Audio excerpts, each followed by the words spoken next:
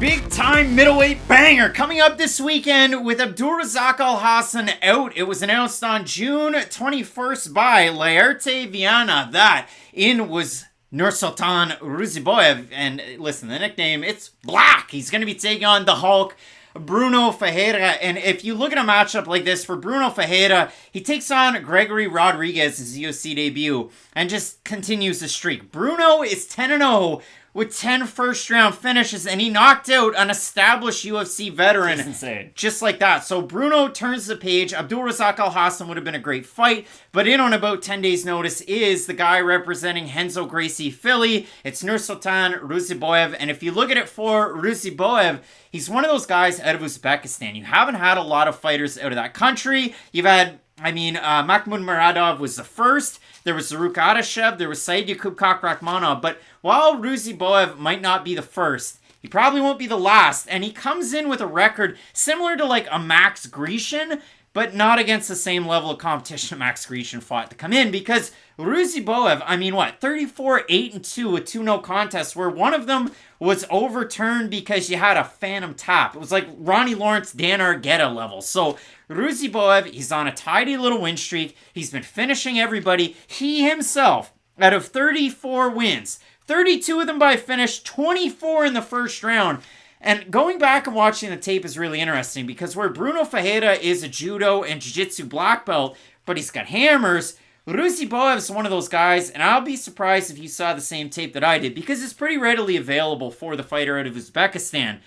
The guy's the nail in every fight until he himself becomes the hammer. And that's the interesting thing about him as a fighter, because he will give up disadvantageous positions, but kind of work his way through them. And we do see that with his threat of grappling in a lot of those spots. He does do a great job of threatening with submissions off of his back, and threatening not only with those submissions, but he's never in a stale position. And that's the thing that you do like to see, really, from any fighter. If I see one more fighter grab full guard, just hold on and look at the ref for 5 more minutes, I'm going to lose my mind. Yeah, Ruziboev won't do that. No, exactly. He's going to threaten with, and we both brought this up before we even started filming, the man loves a Kimura. Like, if he brings your arm home with him, he just puts another little notch in his own record, and he feels a lot better about himself, because it's a position that not only he tries to complete for a submission, that's his go-to to get out of bad positions. You'll see him try to get onto that Kimura, flip his opponent, and it is a great way to get out of spots. But the weird thing about Nursulton is, he is also susceptible to some of those, and he's a guy who will get into scrambles, get into a good spot, get into a bad spot, get back into said good spot. It's just always really difficult to predict how the fight's going to go as it's going on, because he'll end up in a great spot, look really dominant, and then he'll get half caught in a triangle choke, and then he'll kind of sweep his way out of that and threaten with another submission.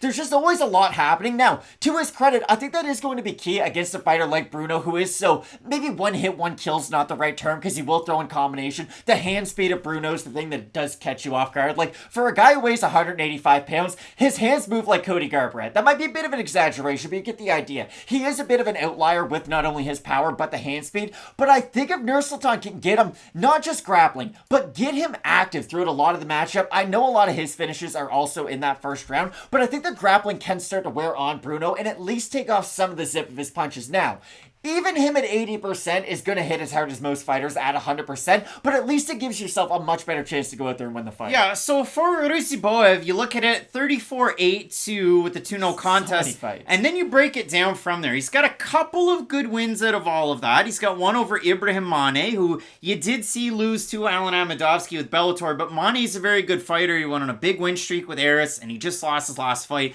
But a good fighter, but in that one, it's a lot of takedown. For a 1-round fight. It's a lot of takedown, switch position, and then you have Mane going for a triangle, and Ruziboev picks him up and slams him on his neck and knocks him out. Now, I would think in the UFC that would be an illegal move, and you just spiked a guy on his head. But if you hold on to the submission, I think it's still legal, because that's how Rose lost to Jess Von It was definitely a strange one, but to go back and look at Ruziboev, his last time out, he takes on 12-12 Pavel Masalski, and in that one, that was last April, so he hasn't fought for a really long time. I don't know why the layoff, waiting for a big promotion, maybe that's it, but that one, he's wearing the Brave trunks, fighting for a different organization.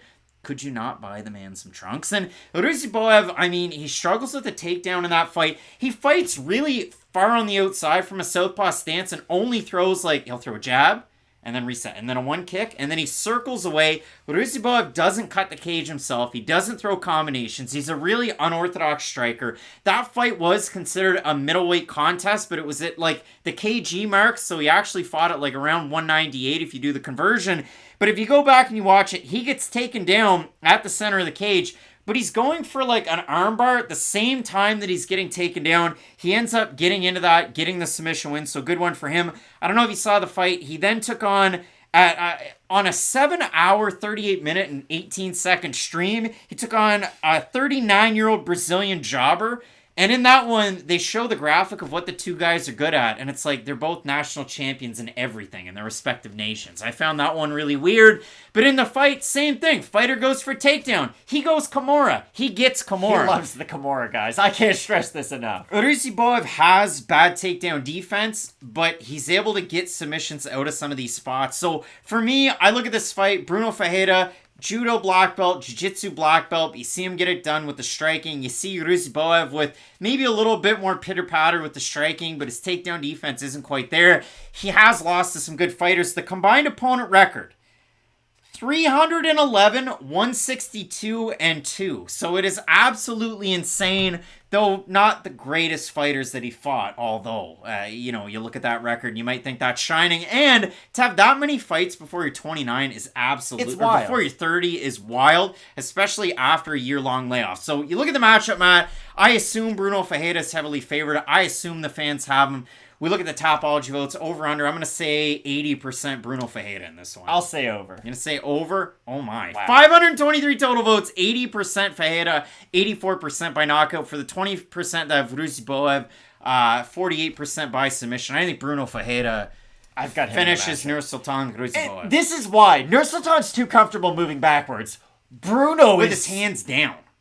Could you imagine how scary the sight of Bruno moving forward with your hands down, locked in a cage with him would be? Like, this guy has life-altering power. He really does. When he hits most guys, there's not like a TKO afterwards. It's pretty much straight knockout. So, I've got Bruno in the matchup. I will be interested to see, though, if Nursultan can make this a more elongated fight in terms of, like you brought up with Kevin Lee, can you just make Bruno work and maybe take some of the zip out of his punches to see what he does look like in that second and third round? Well, we will see how this fight matches up, Matt. If you do look at it, and a guy like Brunno Ferreira, who's giant up around these weight classes, I'm talking about Vitor Petrino. Those guys burn hot, and they get a lot of muscle to them. So look out for that as this one goes along. Both of us going with Brunno Ferreira in the matchup. A big-time middleweight banger in the main event. Sean Strickland taking on Ismagulov. You're not going to want to miss it. Keep it locked in with Fight Night Picks, we always say. Let's get into it.